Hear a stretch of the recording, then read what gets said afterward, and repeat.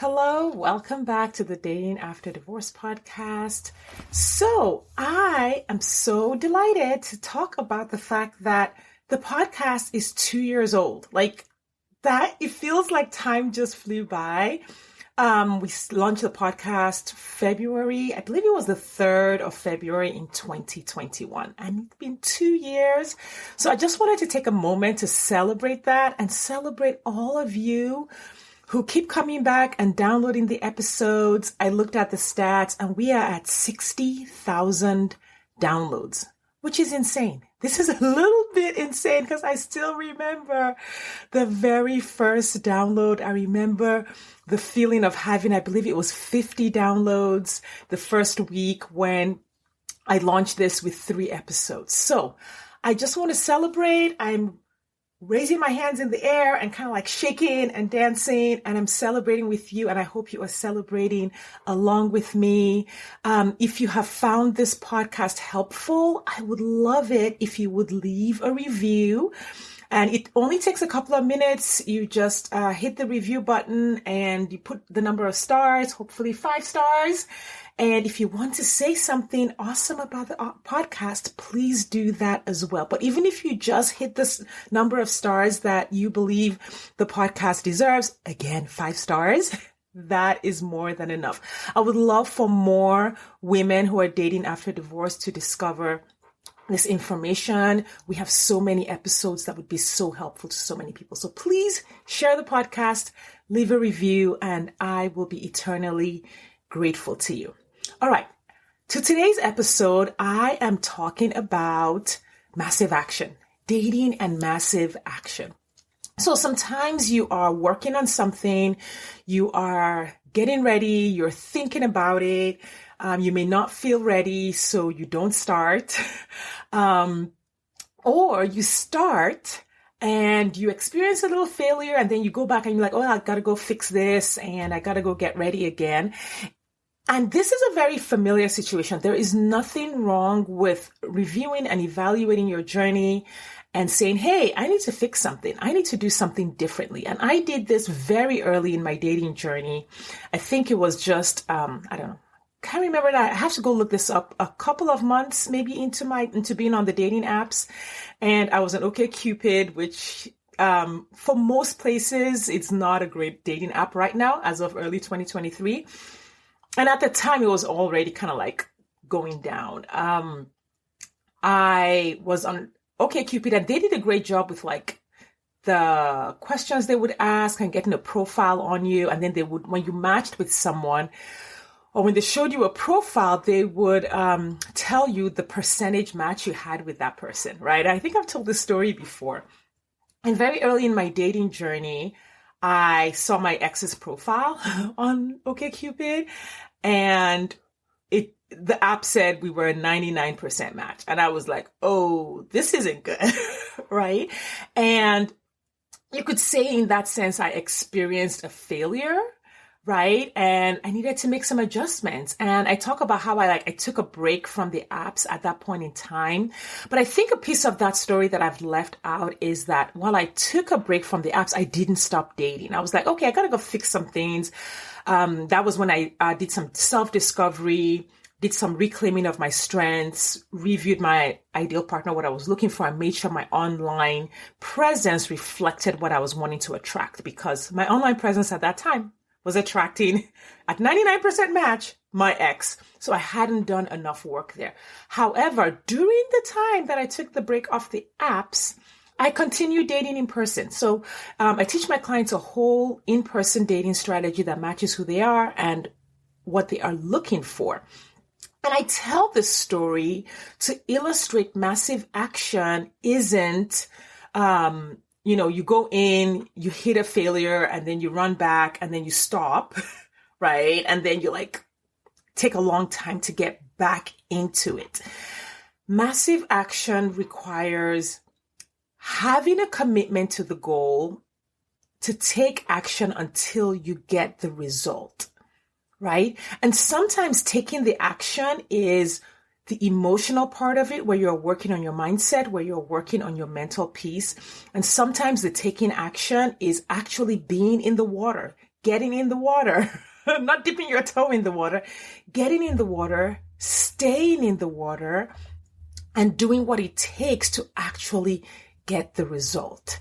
If you haven't gotten the result yet, it means the amount of action that is needed has not been fulfilled. You just haven't taken enough action. What I notice a lot of women doing is they will do what we call micro quitting. So in the coach world, it's called micro quitting, where you have these little quits along the way. It looks like you're taking action, but you're actually quitting 100 times a day. So it can be like, I'm on the apps. I've got my profile on the apps. I am swiping, but then when you go on there to swipe, the emotional state you come with, the mental state you come with, you get on there, you're like, okay, you swipe, right on one person, and then you see 3 profiles in a row that you don't like, and you're like, oh, this is terrible, and you throw your hands up in the air, and then you're like, I can't do this, right? Some women will also date, but like settle every single time. So, you meet someone, you're like, oh, he's kind of okay. Let me see where it goes. You date that person for 3 months. It doesn't work. Then you date another one for 3 months, doesn't work. And so if you look back at quote unquote, the massive action for the past year, you've actually only met 4 new people in the last year. But the amount of dating, the number of people you need to meet, the number of profiles you need to swipe on may be way more than what you are willing to do or what you are permitting yourself to do, because your mindset and your emotional state are not where they need to be. And this is where coaching can be a real boon and a real support for your mindset and your emotional state when you are dating. Now, I want to caveat that dating is not just a numbers game. Okay, it's not just taking action.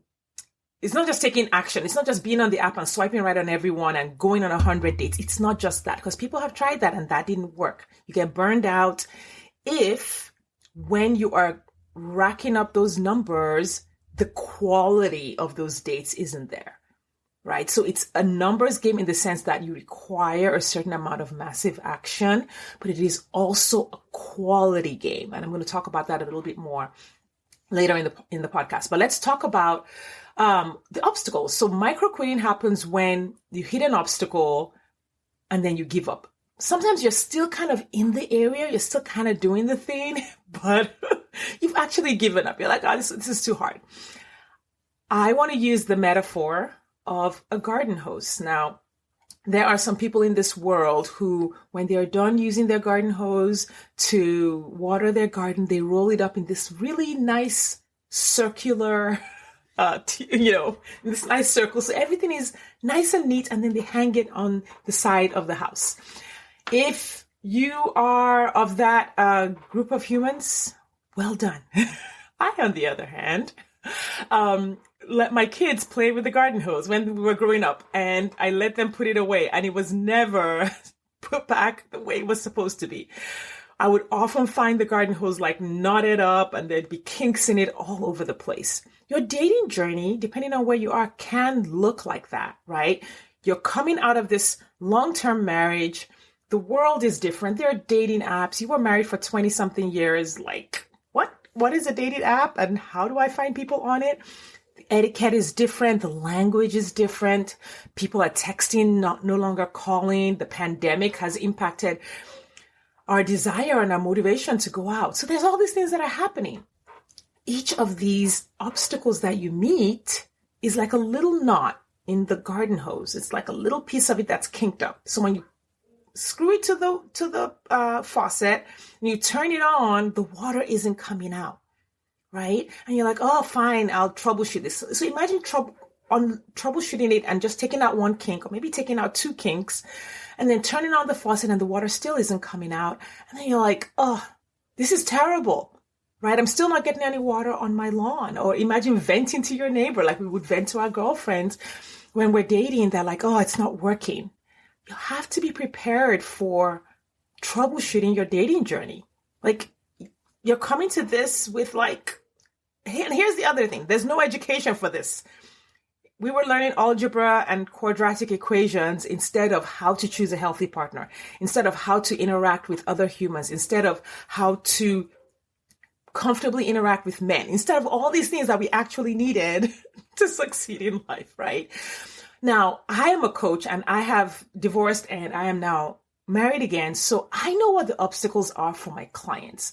And so I empathize with when you're starting out, because I remember when I was starting out, I didn't know what the obstacles were going to be. I didn't know everything I was going to face along the way in order to meet my partner, right? I didn't know that. And so when things happened, it was kind of upsetting. So I empathize and I understand if it's upsetting. However, don't let that stop you. And again, this is where a coach can be really helpful because I'm really good at interpreting what's happening. I'll give you an example. I have a client who has started her dating journey in her late 50s. She's doing great, by the way. But I remember there was this moment before she went on the apps. She was like, I just don't think my guy will be on the apps. And she's like very intellectual, a huge giver. She gives so much to her community. She's a reader. She studies theology, all these things. Like she's just this awesome human. And she was like, I just don't think a guy who does these things, who has the same intellectual bent and the spiritual bent would be on an app. And I was like, you would be surprised. The reason I could tell her that was because I knew I've done this for myself and I've done it for so many women that I knew that the obstacle that she was facing, which is my really awesome guy would not be on an app, and that wasn't really true. So I was able to like guide her to like, hey, let's give it a shot. We're going to go on there. And of course, she didn't meet that guy, for the first 2-3 weeks. He didn't show up right away, but then he did. Like she met this guy and they were like completely on the same wavelength when it came to how they showed up in life and intellectualism. I know I'm saying that right. Their intellectual levels, their spiritual levels, spiritual traditions, political beliefs. They had great conversations for a couple of weeks. And then unfortunately, he felt like they were not a match. So they never did go on a first date. And she was so sad, right? She was so sad. And she was like, oh no, this is terrible. This is bad and everything. I was like, wait, remember when you thought this kind of guy would not be on the apps? This is actually a good sign. And so I was able to help her interpret that moment to say, hey,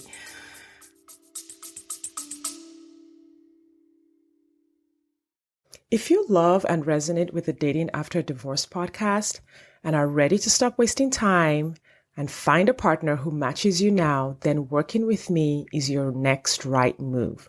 It's time to intentionally create success in your romantic life the way you do in other areas of your life. Now is the time to open your heart and life to real love. When you work with me, I help you date regularly and consistently, and ultimately you enter a healthy and committed relationship, partnership, or marriage. My Good Men Only dating process helps you gain clarity on who you're looking for, where to find your person, and you'll make real progress with meeting them. I help you attract the kind of man you want to build a life with. And you'll enjoy the dating process because you'll spend time with men whose company you actually enjoy instead of kissing 100 frogs. My coaching process includes setting up your dating profile, your online dating process so that you level up the types of men you're meeting until you hit the right match. I work with you on offline dating, how to connect with men in the real world, evaluating correctly for compatibility on multiple levels, finding the right balance between remaining open but not getting attached too quickly, retraining your intuition so that you can trust yourself and your instincts, and finding out the truth about the people you're dating without becoming an FBI agent. And when you finally go exclusive, you'll know the questions and conversations you need to have so you won't spend what should be your romantic honeymoon season overthinking and wondering if you're missing something about him. Attracting a whole different kind of relationship than you've experienced before is truly possible and available for you.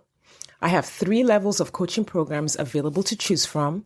So if you want to learn more about doing this deep dive dating work that creates healthy, loving relationships after divorce, take 2 minutes to schedule a consultation call with me at sadecurry.com/schedule-appointment.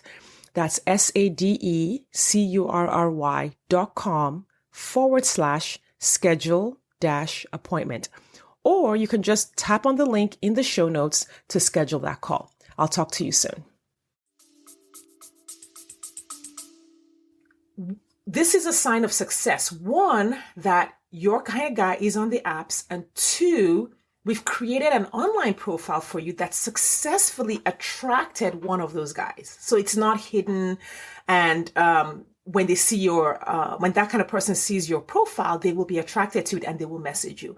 And so instead of her seeing the obstacle of the guy saying they were not a match and feeling disappointed and ending her journey, I was able to show her that no, this is just we've just unkinked another piece of the garden hose. So the first piece was, can't find the guy. Now we fixed that. Now you found the guy.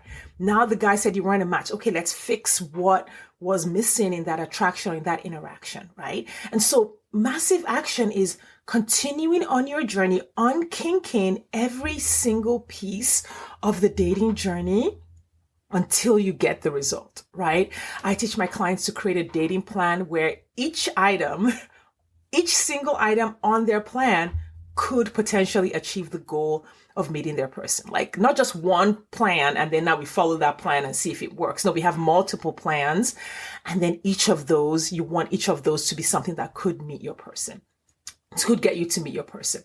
So if you haven't gotten the result yet of meeting your partner after divorce, it doesn't mean that result is not available. It just means you haven't done it yet. And if this is a result that's important to you, if meeting your partner is important to you, if it's something you want as part of your one life, then you've got to keep going. Right? Don't just plan to go at it later. Don't take breaks every 3 days. Like that just means that there's a piece missing because you're not going to be able to put in the amount of effort that's required. You need to keep going, but you need to keep your mindset and your emotional energy also in the right place in order to keep going. I wanted to use an illustration from the 10,000 hour rule. So Malcolm Gladwell wrote the book Outliers, and in it, he referenced the $10,000 rule that had been coined by Anders Ericsson, who had done research on violin students at a music academy in Berlin. And he estimated that the best of the best got 10,000 hours of practice in before they turned 20. Right? Before the age of 20, they got in 10,000 hours, and that was the indicator that they were going to go on to be the best of the best. Now, that is amazing. I want to say you will not need 10,000 hours of dating in order to do this. Dating is way easier, way easier than playing the violin at mastery level. Way easier. Like maybe 20 hours is all you need. I don't know, but it's like way easier. But beyond the 10,000 hour rule, there were certain elements that went into that 10,000 hour rule that made it work, because people thought, I just need to do 10,000 hours and then that's it. But no, it's not just 10,000 hours. This is why, I just want to reiterate, dating is not a numbers game. It's not date 100 people and then you'll meet your person. That's not how it works. According to Ericsson, there are some things that the 10,000 hours required in order for them to actually achieve mastery. So the quantity of the practice that the students performed mattered. The number of hours they actually spent with their violin, practicing violin, that mattered. But then secondly, the quality of the practice also mattered, because you don't get mastery by practicing the wrong thing over and over and over again. The third thing was understanding the starting point for each student. Every student's starting point is different. And so that would determine the quantity of practice that they needed and the quality of practice that they needed. So, and I'll apply all this to dating in a second. I just want to mention the four things. And then the fourth one was the quantity and quality of the instruction, the teaching, the instructor, the teacher also mattered. So if a student was practicing 10,000 hours on their own, they would not achieve mastery. If they were practicing 10,000 hours and a lot of that time was spent with a master teacher who was correcting them moment by moment, that kind of 10,000 hours is what led to the best of the best. So let's apply this concept to dating. The quantity of action, the massive action that you take when you are dating, matters. This is the amount of time you spend on the apps, the amount of time you spend on going on dates, interacting with men, doing all the things that go into a successful dating journey. going out, going to places where you could meet quality men, men who will be compatible with you in the real world. How you show up, your interactions, your verbiage, your ability to hold a conversation. How much time are you spending not preparing for those things, doing those things? So that is the quantity of action, the massive action required. One. So you need that. Now, the second thing is the quality of your action also matters. So if you are going on 30 dates every month, but all of those men are not compatible with you, then that's not helpful. That's not getting you any closer, right? You're still at the starting point. If you are on the apps, but you're triggered and you are annoyed and you are scolding and you are like, this is terrible and all that, and your mindset is just so negative, the quality of that action is going to matter, right? So that matters too. Spending more time being triggered, being annoyed, dating men who are not compatible with you is not going to get you to the goal. And I just want to say, for those of you who have not downloaded the free 50 green flags checklist for evaluating men who are compatible with you, go straight to the show notes or just go to my website, sadecurry.com, SADECURRY.com. You can download that for free so that you can see what it means to be in contact with a man who might be compatible with you, with a man who has green flags, with a quality man, right? And that will help you fix that little piece of your journey where you are spending time with men who will not turn out to be those you want to commit to, or who will commit to you, all of that. It's all in the green flags. Just go down with that right away, right? And that will keep you from being in the place where you keep wasting time worrying that you let a good one get away. You're afraid of being judgy. You're spinning in indecision. You keep settling. All of that happens when you don't understand what it looks like to have a good man, right? So the quality of the action matters. The quality of the man that you are dating, the quality of the actions that you are taking matters. All right. So the third thing that Erickson talked about was your starting point. What is your starting point in your unique journey when you are dating?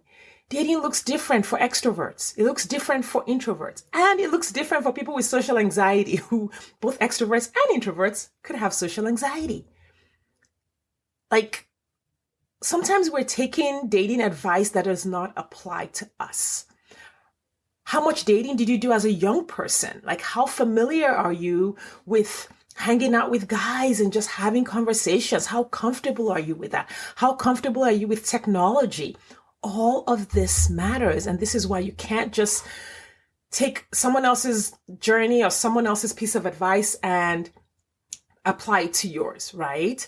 There is a difference between trying to guess your way using, like, piecing the advice together from all of your girlfriends and literally creating a process and creating a strategy that is based on you, what you want, where you are. The starting point matters.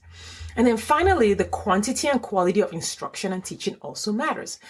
The Valiant students who turned out to be the best were able to practice and get better every single time because they spent hours practicing with expert teachers who corrected every single move, right? And they were able to make those adjustments. Just like football coaches will spend time with their players watching game film. Okay, you did this here, you should have done that. Like, it's like this very detailed evaluation and adjustments that they make. Now, this applies to dating. It applies to dating so much. I'll give you one very quick example. I have a client who has been dating. We've been working together. And when she came to me, she was taking advice from her friend, who was a wonderful person, married 31 years, loving husband. And my now client, kept giving men a chance. So she kept settling in these relationships. She would be in a relationship for like 6 months and turned out not to be the guy. She's like, I'm not attracted to this guy. And her friend who was 30, who had been married 31 years, said, listen, I wasn't attracted to my husband, and I forget his name. Well, I shouldn't say his name, even if I knew it. I wasn't attracted to him when I first met him. We'd been friends for a while. I was never attracted to him. And then I decided to give him a chance. And then I found out he was a really great guy. And then we got married, and now we've been happily married for 31 years. And so my client was then taking this advice of giving men a chance, giving men you're not attracted to a chance, applied it to her dating journey, and kept ending up in these 6-month relationships that never went anywhere. First of all, not being attracted, in quotes, means different things to different people. So what your friend meant, what her friend meant by not being attracted was very different from what she meant by not being attracted. But because they couldn't examine each other's internal journey, there was no way for them to know that they were talking about two different things. Attraction is so individual. Chemistry is so individual. Have a podcast episode on that. You might want to check that out. What it means to be, how to evaluate your attraction, how to evaluate your chemistry. Right? And then secondly, her friend had been married for 31 years. When her friend got married, dating apps did not exist. We were all barely using email. So her friend was not the right person to give her advice on this journey. And since she's come to work with me, her dating experience has been so much better. And she's right now so close, based on the metrics that we use and the tracking that we use. She's so close to meeting her person. It's like pretty much any day now. So you want to understand the quality and the quantity of instruction you're getting. What does your dating strategy look like, and where did you get it? How did you put it together? And does it apply to what you are looking for? And is it getting you exactly what you want, right? So when I work with my clients, we do that to make dating normal, practical, not weird at all, so that they have a really good experience all the way to meeting their partner. And, if this kind of work is interesting to you and you want to say, okay, what would it look like for me to have a strategy that was custom to me? A dating process that worked for me, that took into consideration everything that I am, my socioeconomic status, my interests, my hobbies, all of that, so I could find a partner who would match that. Then if you're on my mailing list, just hit reply to any of the emails that I send, and we can have a conversation about that, or you can schedule a consultation call. That link is in the show notes, or just go to my website, shadicurry.com. There's a schedule appointment page. You can schedule a consultation call with me.